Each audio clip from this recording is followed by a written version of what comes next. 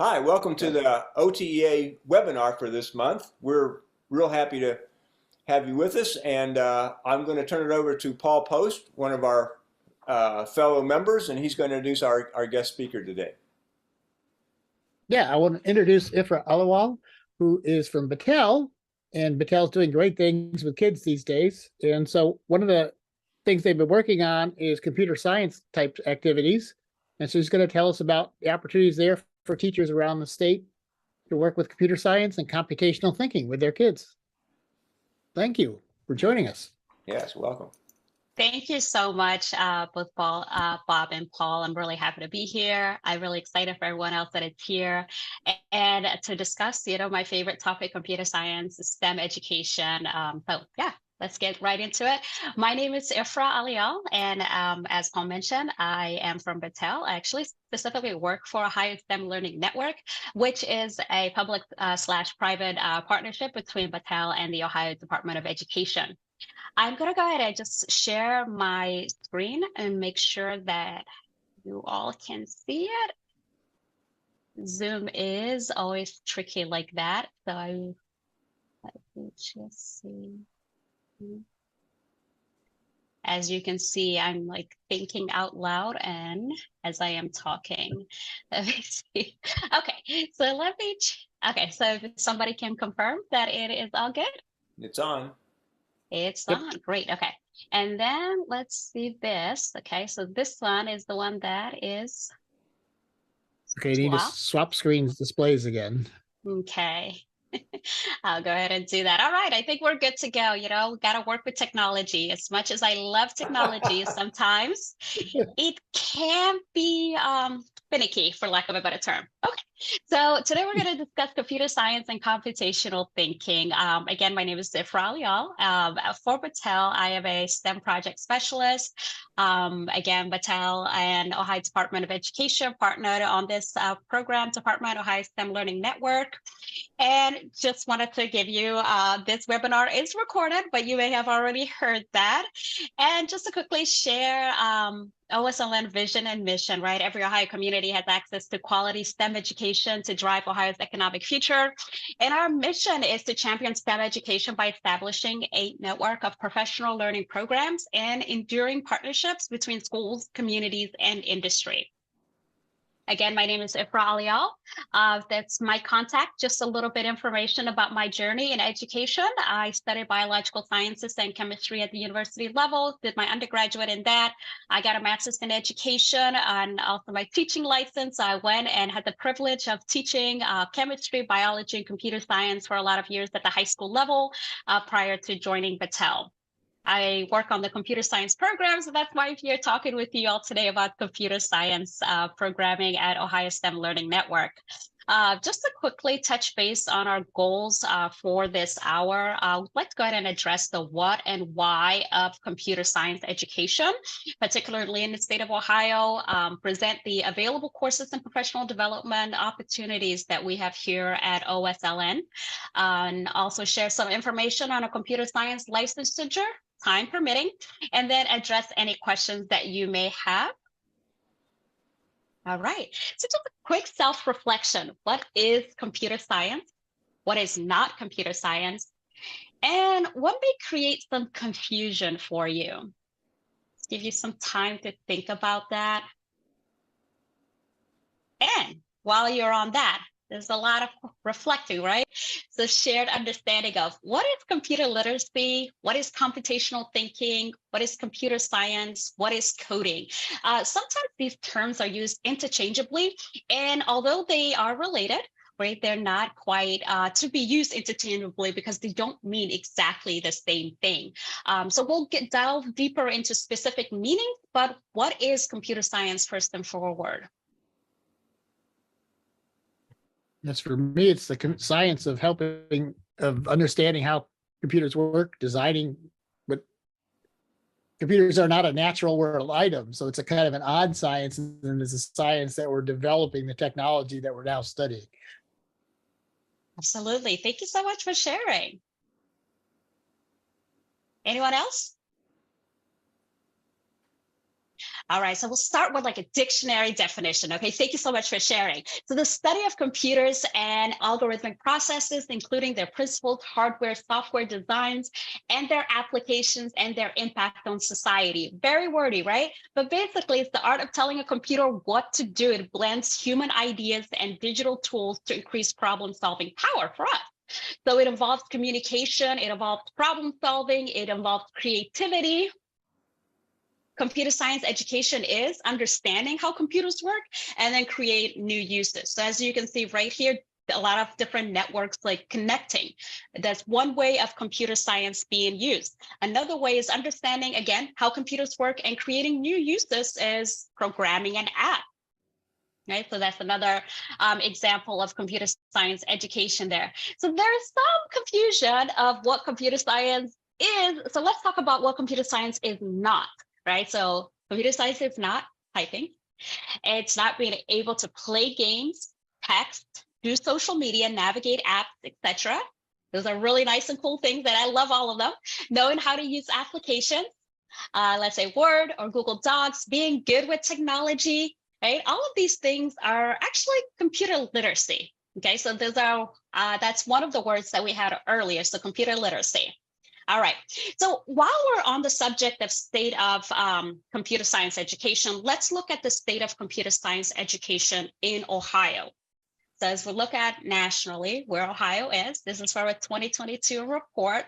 And as you can see, our wonderful state is right there. So what do you notice about where we are? We're ahead of Silicon Valley. How did that happen? It must be our commitment to be the best in computer science education nationally. So that's good, right? We're ahead of some, we're not quite ahead of others, right? And if you look at the color, like we're very light on the color there. So we need to do something. We have some work to do. If we look at computer science education policy across the nation as well, the state level for funding for computer science has increased from 2017 to 2022.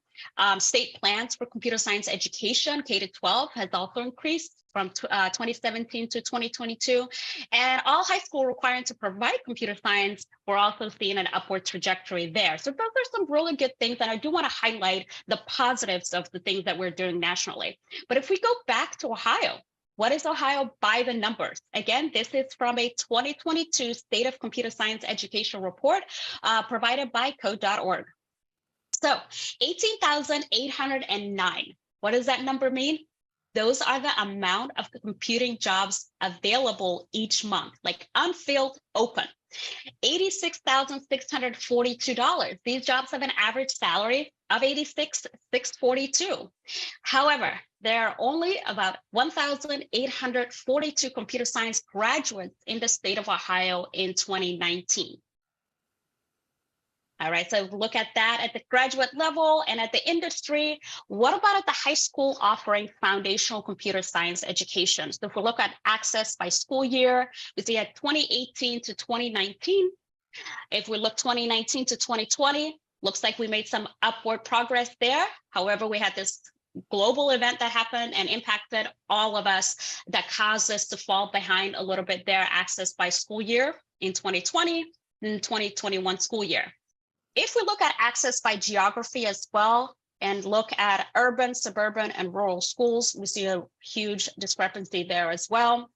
And if we look at participation in AP computer science exams by demographic, we see also a gender discrepancy there, where we have a majority male students taking the AP exam for computer science, which is available at the high school level, and it's one of those AP courses at the high school level that you don't even need a prerequisite for, right? So it's a high school course that should be available, and if it's available at the particular school, then there's no prerequisite. So that will be a nice equalizer if it was available in all schools.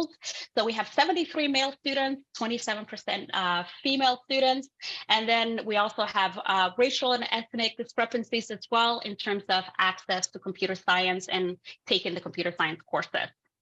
All right, so sometimes people, and I like to address this question a lot, and before we get into, why I think it's important to have diversity in computer science education, does anyone else want to share maybe why it would be important? Or why it's not important?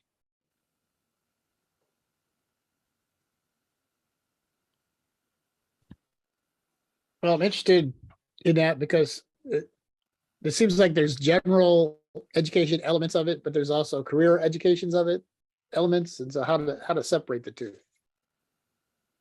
Yeah. Can you tell me a little bit more about that? Elaborate a little bit on, you said the educational and then the career? Yeah, I think so. In general education, I mean, all students need to know something about computer science. But like you were bringing it up to coding, I'm not sure all students need to know how to code beyond a really basic level just to know what coding is. So it gets into our more career kinds of things, like understanding how data relates to each other and the coding, specific coding in Python or C++ or whatever, and that kind of thing. Right. So I understand what you're saying. Yeah, so computer science doesn't only entail coding, right? So coding is a part of computer science, and there are other aspects of computer science, and there are other jobs available in the information technology sector, right? One aspect of, why diversity is important in computer science education is that at every step of the pipeline, like creating that opportunity to create technology that looks like the world that we live in. I'm not sure if anybody has heard about the potential biases that could be in the technologies that are created. I was watching a video one time of a college student who had to do an assignment, and one of the assignments was like she was working on a computer program, and the computer program had to basically recognize her face, and she was a Black student, and the computer program just really wasn't recognizing that there was a face there whenever she went on there, right? So she had her peers do it. It would recognize their face, right? But it would not recognize her face. Another instance is like with soap dispensers, right? The soap dispenser just not recognizing a darker skin tone. So these are examples of like technology just not taking into account the diverse populations that we have in the world. So having diverse people at the table will ensure that the technology created is for everybody, or is taking a lot of people into consideration.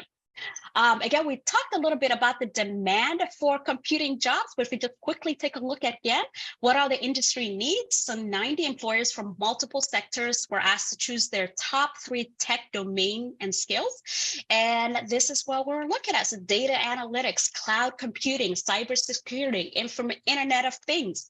AI and machine learning is a really big one right now, where we're talking about ChatGPT and its impact on education sector and various other sectors as well. So Ohio, again, has a gap, and it seems to be widening. If we look at the year, and as we're going each year, the gap is widening more and more and more. Any questions? No, not yet. Not yet? Okay. Good deal. All right. So that means we can move on. So we came here today talking about computational thinking, right? And computer science, and making sure that we understand what are the available programming that we have available. But if we look at computational thinking, which is another word in our shared understanding graph, is what is computational thinking? So look at computational thinking, the thought processes involved in the expression of solutions as computational steps or algorithms that can be carried out by a computer. It can overlap with computing. It can overlap with coding, can overlap with computer science. It is part of computer science, again, but it's not quite interchangeable. So it can involve data collection, data analysis, data representation, problem decomposition, abstraction, algorithms, automation, simulations, and parallelizations. We think about that, right? And you might think to yourself, why does this all matter? And, computational thinking sounds great, but how do I embed it into my classroom? One of the things that we have been doing, and I have seen teachers do, is the problem-based learning, right? And there are several elements of problem-based learning. And if you look at the elements of problem-based learning and look at computational thinking, you can see how computational thinking can fall under each element of problem-based learning. Right? So if you have a challenge and problem, you could do a simulation or an abstraction. While you're doing inquiry, you do data collection, breaking down the problem, creating algorithms and procedures. Digital age skill, you can involve data analysis, some automation.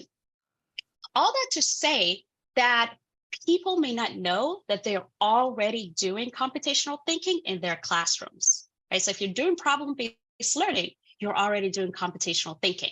And if we look at everything that we've been talking about right now, we're seeing that computing is revolutionizing nearly every field. For a moment, how does that make you feel?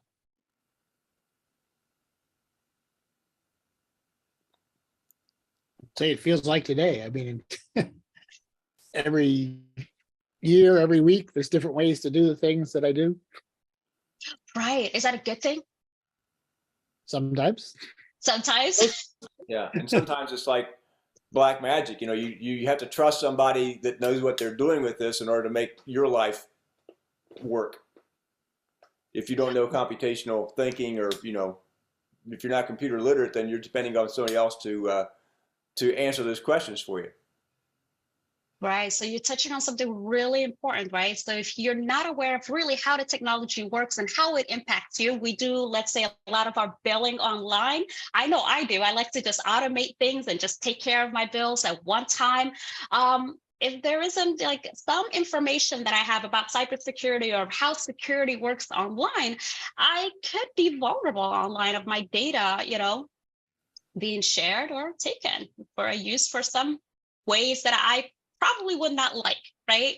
So because computing is impacting every single aspect of our lives, yes, absolutely. It would be a good thing to know. Anyone else? All right, so there's probably some barriers to overcome, right? So we talked a little bit about Ohio by the numbers, right? We know it's important. We know that STEM education is important, but we saw those numbers. So there's still some barriers that we need to overcome. Maybe student self-perception, teacher self-perception in terms of who can teach computer science, society perception of computer science importance and relevance to their lives, and then access and funding for teacher education and student resources. So one of the things that I have a question for you is, what are some ideas? How can we make computational thinking and computer science accessible to all students? Basically, how can we tackle those barriers that we just looked at?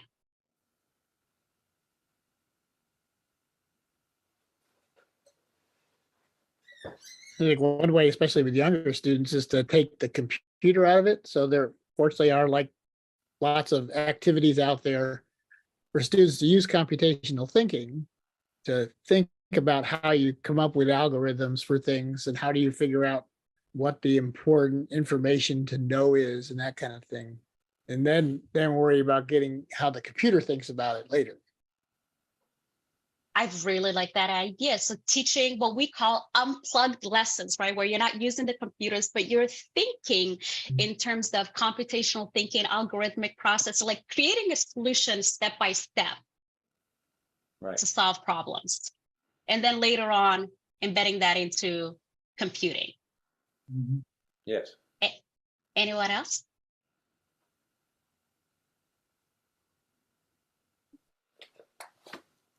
So one of the things that I would be remiss to share, right, since I represent Battelle at Ohio State Learning Network, is how we are tackling these barriers to access to computer science, okay? So one of the things that we're doing is we're offering professional development to Ohio educators in computer science programming. So we have a K-12 computer science professional learning program. So start with kindergarten all the way to 12th grade. We have 4 programs that run concurrently under this umbrella of computer science. And I do want to reiterate that it's more than just a professional learning program. We really do create a community of computer science educators that are there to support each other and see each other through a lot of this, the challenges that we're talking about right now. The professional learning program this year, I'm really excited to share that it's going to be in Akron, Ohio. If you see that there's an asterisk right there, it's for a good reason, because last year we were in Columbus, Ohio, and we were also in Cleveland, Ohio. And next year we may not be in Akron again. We might be somewhere else in Ohio. And we're definitely trying to make the rounds to make this program accessible to as many educators as possible in the state of Ohio. So it entails a 5-day summer workshop, but it's not just one and done with the 5-day summer workshop. We also have academic year workshops throughout the year. So throughout the academic year, beginning from the school year and then till the end of the school year, 4 Saturdays to help support the teachers along the way, and also obviously making ourselves available to answer any questions. These workshops are in person and virtual. to be as accommodating as possible, since many of the educators are traveling from multiple places. So we partner with code.org for our curriculum, and I really wanted to touch base on why we partner with code.org for this program. We really focus and we align on the aspect of accessibility and equity.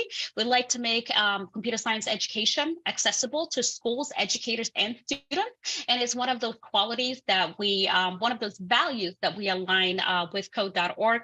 The curriculum is free for everyone, and it's high quality curriculum. I've used it myself in my own classroom. I've taught the computer science principles, and so that's one of the reasons that we partner with them. So one of the programs that we have under the umbrella of computer science is Computer Science Discovery. It's an introductory computer science course for 6th to 10th grade students. They focus on problem solving, physical computing, programming, user-centered design, and data. And this can be taught as a single semester, 2 semesters, throughout the entire year, or modified as necessary. So we always encourage teachers to modify the curriculum to their needs, their students' needs, so that they're able to take advantage of this curriculum. This same program will be happening during the summer. So we'll have all 4 programs, computer science discoveries and the rest, happening at the same time during our summer TeacherCon, the teacher conference. So that's just information from earlier. So our first academic year workshop will be in September. We'll have that one in person. The last one will be in person. And as you can see, from November to January, during those colder months and where we may have some inclement weather, we'll hold them virtual so that we can be as accommodating as possible there. We also have computer science principles. So this is the AP course that I was referring to earlier. This is the one that I taught when I was in the classroom. It is recognized by the College Board as an endorsed provider for curriculum and professional development. And so this program supports students and teachers new to the discipline. So before I taught this course, I was a chemistry and biology and physical science teacher. So I was trained on the curriculum via this program, and then I went ahead and brought the curriculum to my school and to my students. And using the curriculum and the supports provided by code.org, I was able to successfully teach this course to my students. The curriculum includes daily lesson plans made of inquiry-based activities, videos, assessments, computing tools, allowing teachers to guide and learn alongside students as they discover core computing concepts. And as we go through the academic year, the supports that we provide, typically we try to follow the same pacing so that we can support teachers just as they're getting to this next unit that they haven't covered yet. Same time happening in Akron, Ohio this year. May not be the same place next year, but again, these dates are still the same. So we also have Computer Science A. One thing that I forgot to mention with the computer science principles is that we use the JavaScript programming language on the code.org app platform. So it uses both code blocks as well as the text, so you can use both of them. For the Computer Science A professional learning program, we use Java, the more object-oriented programming language. This one is also happening during the 5-day summer workshop. However, this one has a longer academic, it's the same amount of academic year workshop per se, but we'll have a academic year workshop every month throughout the academic year to provide additional support to the teachers for this particular one. And then we did not forget K-5, right? So we have K-12. So we can never forget our K-5. We love our elementary school and elementary school age students, and it's a foundation, right? This is really where we want to get them and hook them and make sure that they understand computing, how important it is. And it just becomes a way of thinking for them, a way of problem solving for them, right? So we do have the K-5 program. It's happening at the same time again. And I really love the K-5 program. I can't emphasize how much fun it is. They do have a lot of unplugged activities, just as you mentioned earlier, to really teach the way of computational thinking without the computer. So one of the things that we really pride ourselves on is that we help schools be proactive. The cost of this professional learning program is typically $1,800, but thanks to Battelle, State of Ohio, and Code.org, we have full scholarships available for Ohio teachers. So another thing that I really want to highlight, because I'm really proud of that we make it as accessible as possible to Ohio's teachers so that we can be, the leader in computer science education in the nation. All right. So I added this slide as a QR code. Feel free to go ahead and see if you could take a picture of the QR, and then it'll go ahead and take you to our website. I want to make sure that you have that available because I have been told that I talk very fast, so you can get the information. I know self-awareness is key, right? Know thyself. So you can get the information there and read it at your leisure. It gives you all of the information about all of the 4 programs under the computer science umbrella that I just gave you in a warp speed method way. And it also gives you access to the application should you decide to apply. And I will be the one to review the computer science application. So I definitely look forward to your applications. And if you have any questions, I will also show here in a little bit, again, my contact information. So while people are maybe taking their pictures and accessing the website, do you have any questions? No, well, kind of. I mean, they take the webinar and they do the 5-day workshop. What do teachers need to do in order to get qualified to teach this code curriculum? So what do they need to do to qualify to teach it is they have to do the summer, well, fill out the application, get accepted and all that, right? So take this summer workshop, so 5 days. Right. They usually get a lot of the curriculum, instruction during that time, right? And they're able to do model lessons and see other model lessons from other educators. Once they do the 5-day summer teacher con, they're eligible to teach the course that following academic year. And then we provide the additional supports, which is also a requirement of the program, throughout the 4 additional Saturday workshops throughout the year. Okay. What kind of prior knowledge would they have to have about computers and such in order to do well in teaching this curriculum? Other than just basic usage? I don't know. Yeah, whatever they would need. Yeah, being able to use the computer, being able to send email, being able to log in, things of that nature that I believe a lot of people may have that down. So, as people who are formally educated, we assume that they're able to use a computer for their everyday life stuff. And that's the extent that they would need to have. Though there were several references, as on the slide there, with the C++ and Java and some other things were mentioned. So I presume for some of the high school courses and such, there's an expectation that you come in familiar with those computer languages. No, is that accurate? No, there isn't. So, for the, let's say one of them that I mentioned was the Computer Science A, which is the second AP course. One of the requirements for that is that you've taken computer science principles, professional development with us. And that'll give you a lot of foundation for code.org, App Lab, as well as just foundational programming concepts.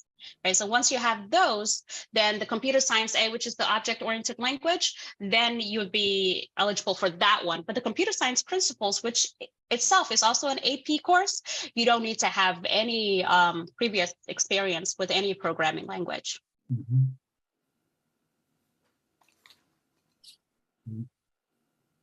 One thing I was wondering, is there I guess all kind of folks are offering training programs and experiences. TechCore Ohio, I get a whole variety of emails of somebody who's, schlepping some kind of instructional materials. Is there, somewhere, I guess, through an association or whatever, some standards for all the quality that should be, or items that should be covered in the instructional resources, or Right. or be it a course or something? I guess I'm trying to think, just like, it seems like everybody's in this game now, that there's the priority for it. So Okay. how do you filter out this stuff versus that stuff, and which are what chunks of content are going to be most appropriate or useful? Right, right. I can understand that concern definitely. For both of the AP courses, right? They're endorsed by the College Board. So they're vetted by an independent, like outside organization, right? There are resources on the code.org website with kind of how they match up with national standards for like computer science. So there's also that, right? So there's definitely a lot of information that covers like the standards that it covers, as well as an independent organization that has vetted the curriculum. Mhm. The other thing I had, again, given the variety of emails that I do receive and brochures and such, I guess, is there any connection between the various coding and computer education groups? You're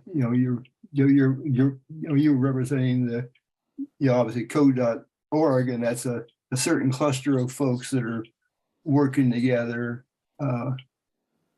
Again, it seems like a whole variety of other associations are, championing the same program. So does, I guess you got any sense that those folks talk to each other, or there is commonality across programs and resources?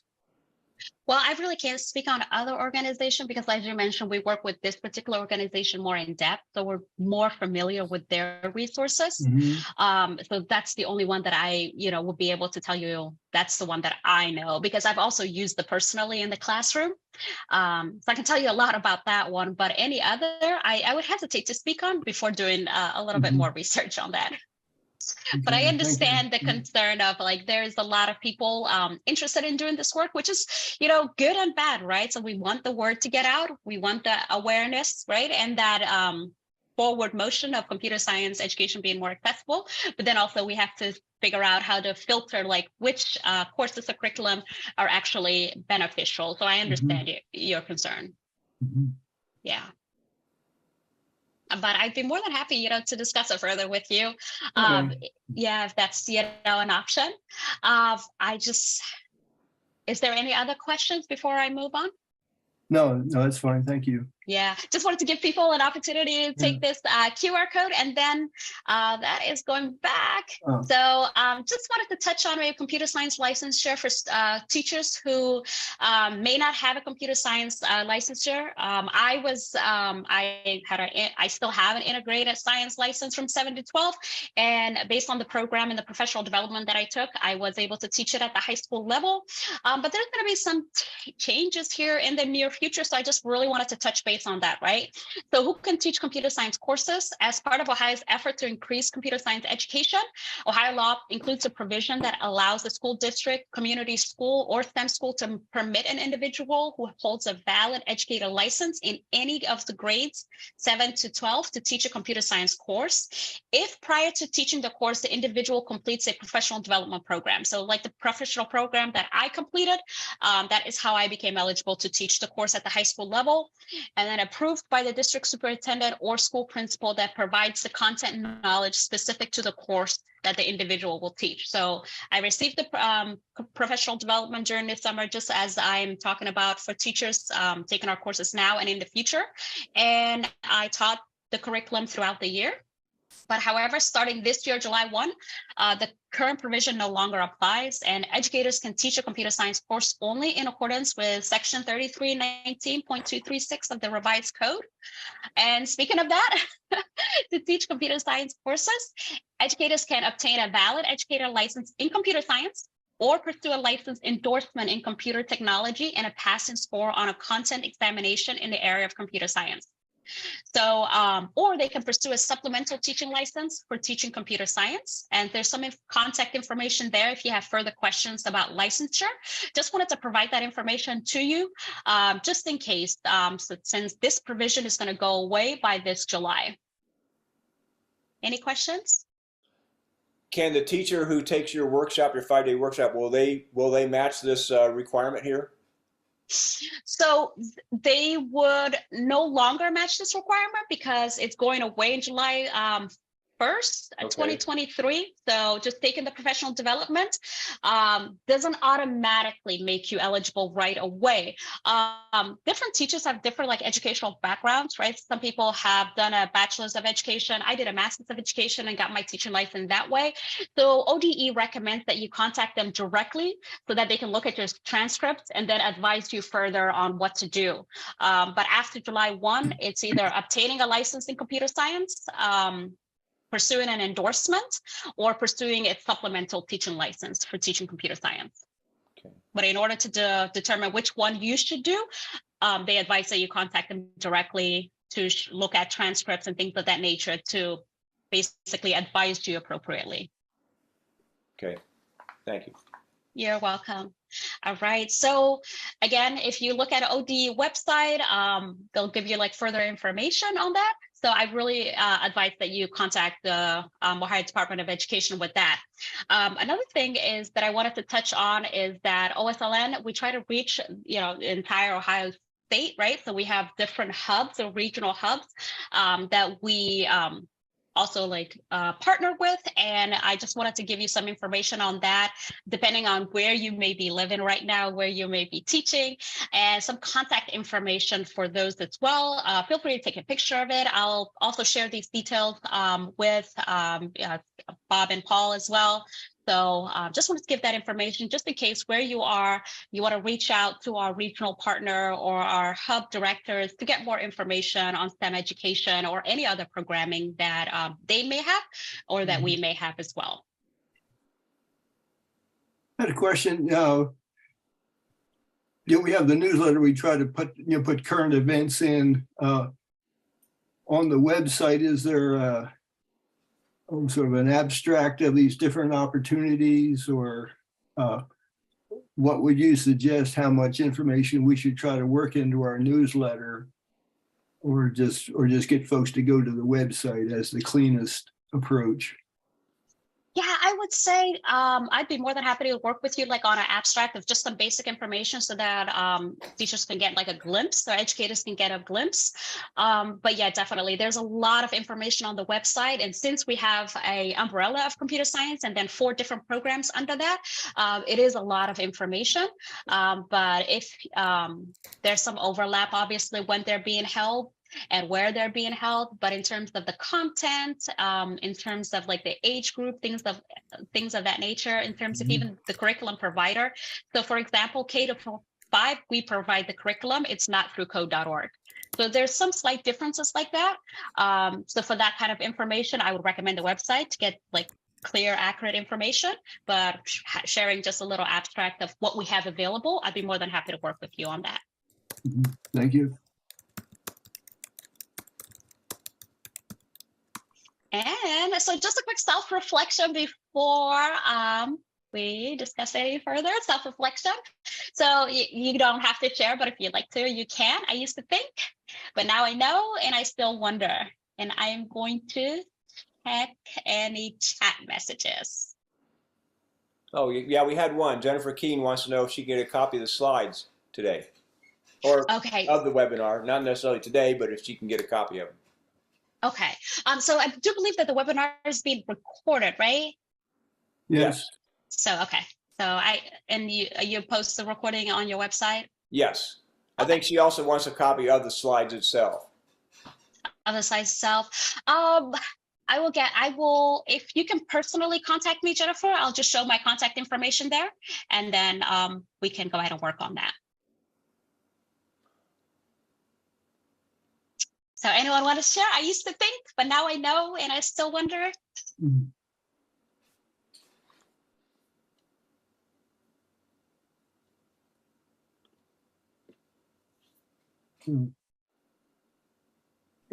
Personally, I used to think my computer equipment was okay. And they proved I'm dreadfully wrong.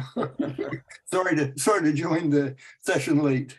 No, you're fine. I'm glad that you made it. So I'm just a little confused. If they take the webinar, can they then teach the computer science the next year? Or not the webinar, but the 5-day workshop and the monthly workshops that you provide. Can they then teach computer science at the high school level next year, or do they have to meet that requirement that you had earlier about a certificate of computer literacy, computer science, in order to do that? So because that specific provision in the code ends July 1, taking the professional development is one part of being able to teach, but there's another part now that you have to get that supplemental Okay. license. So this would supplement it, but not totally replace it. It wouldn't replace it, no. Okay. Yeah. You know, a lot of the teachers that we work with have some, I guess, kind of unique applications, whether they would be doing something with, some, CAD drawing, kind of connections,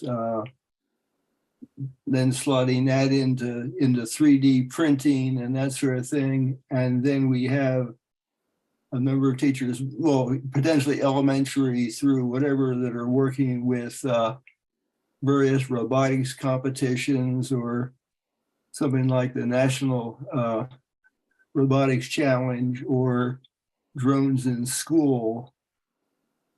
And I don't know for sure whether the software and the language they use for those different applications line up with the applications that are being presented in your courses. Paul, do you have a sense of how unique or standalone those various competition languages are, or they're just using what they find? Yeah, I'm thinking that the general like a foundational programming concepts would be applicable, but I wouldn't be able to say the languages that they use, like for robotics and for like computers. I assume computer assisted designs, right? So I wouldn't be able to say the particular languages are comparable or the same, but I would say that you would need to have a foundational grasp of like programming concepts for both.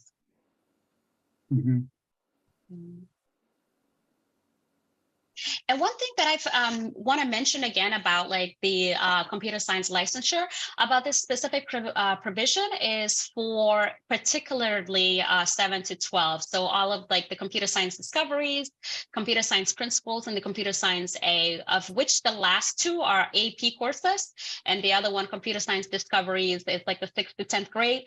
So K to 5 doesn't fall like under that.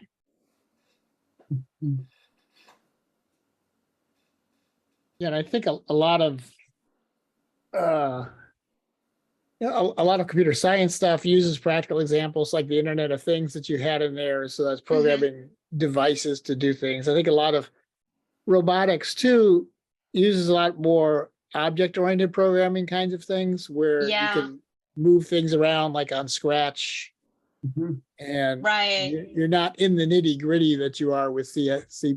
But yeah, so I think there's opportunities there, but different areas are going to do different kinds of looks. Well, obviously the data people are going to look at things differently too. They're looking at things like R, SPSS, and stuff like that to statistically work with materials. Good stuff. Thank you so much. Yeah.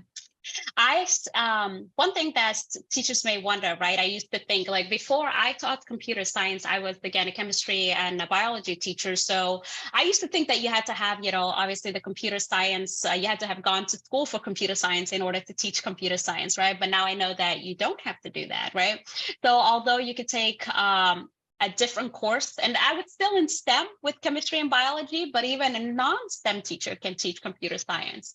And I still wonder how we can get non-STEM teachers to understand that they can also teach computer science. So that's mine.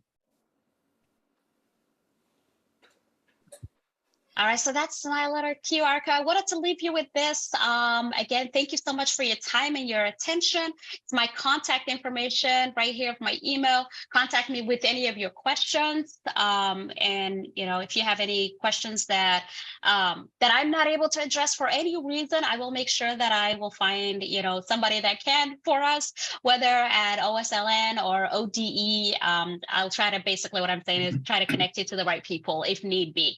But I'll definitely try go ahead and answer any questions that you may have about our computer science program. So please contact me. I do have one more question. I read in your on your QR code, I went to the K-5, and it said that you are that you tie it to standards in math and language arts in the elementary grades. Do you have any sense of what those standards might be that they tie to it, how they do that, just in a brief nutshell kind of thing?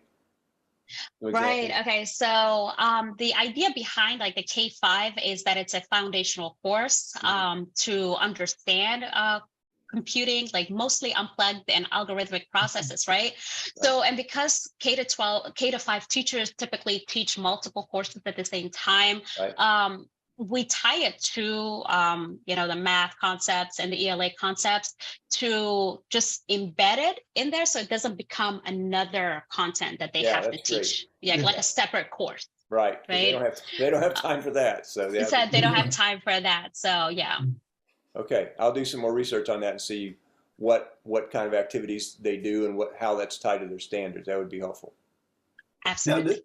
Now, does that same strategy slide into the middle school level as well? Well, at the middle school level, it's a course in and of itself. So at the middle school level, it's computer science discoveries, high school computer science principles, and computer science A. So it's a separate course.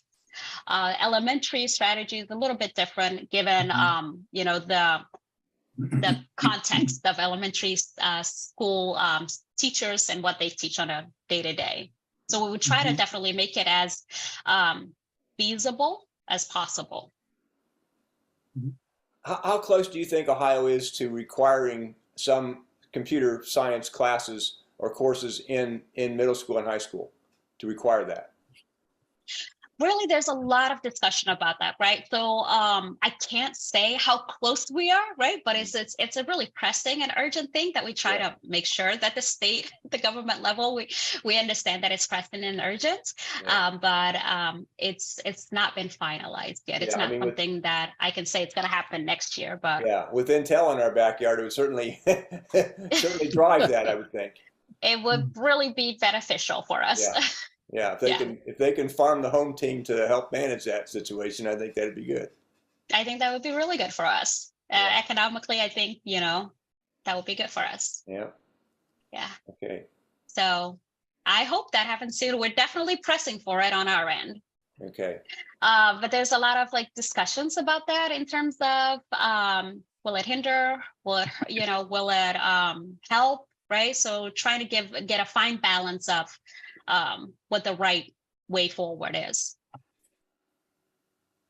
Okay, great. Well, this has been really informative, and I'm sure we're going to have a lot of people getting online, looking at this, watching this webinar to see what's happening and what they can learn about this, and we'll get the information out in both my newsletter and I'm sure in the OTEEA newsletter as well about your upcoming workshops and so forth. So this has been really, really helpful. Really good. Thank you so much. I really appreciate you inviting me and giving the platform and the space to discuss this. And absolutely, let me know if you have any questions. I put in my email in the chat, just if people want to just copy and paste, and they're not able to, because Aliawl, right? Paul and myself were talking earlier about how to pronounce my name and how to spell it, even because that I and before the A is English. English doesn't like that. That's not a natural diphthong for English language. If they can spell your name, they certainly can do coding. It shouldn't be a problem. Let me tell you, right? Right. Thank you so much. Yeah, I was wondering, another question is sort of the idea of how computer science fits with other things. And so, for instance, computational thinking is one way of approaching problems, but there are others. I know as OSLN deals with some of the others. And so I think one of the things that's kind of important when working with kids is to say, okay, here's here's these set of tools. Now you've got to figure out, do these set of tools work with the problem that you have? And, Right, right. yeah. You know, I like that. And I love education, right? Is it obvious that I love education? I consider myself a lifelong learner. And there's this quote that I like, and I think it's, you know, my science idol who said at Albert Einstein that education is just not memorizing facts, it's learning how to think. Right. And I think of computer science in the same way as learning how to think and like how to use the information, how to use the tools to solve whatever problem is in front of you, right? Because the problems aren't always going to be nice and neat and compacted the way you like them. Great. So, yeah. Would there be a way for us to access your PowerPoint? I know we can write to you and get that. I suppose we could do that, and then you could send it to us, and we could put it on our OTEEA website, because I think people would want to not only see the video that we're doing, but also perhaps explore that you know, your PowerPoint a little more in depth too, and take their time, be able to go through it at their own pace. Yeah, I would definitely. You know, I hesitate to say something, right? Because some of the things that we create in-house are, for lack of a better term, the property of the company. Right. So I definitely would have to get back to you on that. Okay. That's why I said I would like you to email me, and then we can figure out how to do that. Okay. Yeah. Okay. So. Anything else, fellas? No, in good shape. Thank you. Yes, thank you very much. Thank you. Thank you guys so much. I really appreciate it. Okay. This is great. If we have other questions from our membership or from other contacts and networks that we have, we'll certainly funnel them toward you so you can answer them directly and help them out. Absolutely. Thank you so much. I appreciate it. Well, good luck on your workshop, and thanks for your time. I appreciate it. Thank you. Bye now. Take care.